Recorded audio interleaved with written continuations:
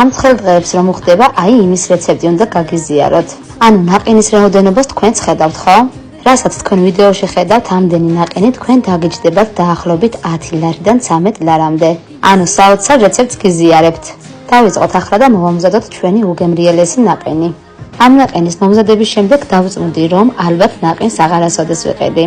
პირველ რიგში თასში გადაგვაქვს 1 ლიტრი რძე, 400 გრამი ნაყინის ფხვნილი და სულ ცოტა ვანილი.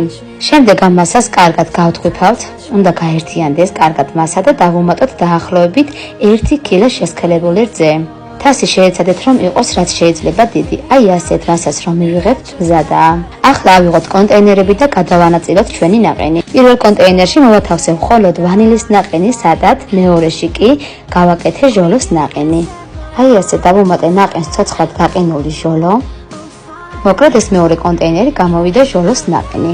ახლა კი ავიღე მეტად მოზრდილი ჭურჭელი, პირველ ნახევარში გადავიტანე მხოლოდ სადა ვანილის ნაყინი და დანარჩენ მასას გავუკეთე კაკაო. კაკაოს და ნაყინის მასა კარგად გავაერთიანე და გამოვიდა შოკოლადის ნაყინი. ჭურჭლის მეორე ნახევარში კი გადავიტანე კაკაოს და ნაყინის მასა.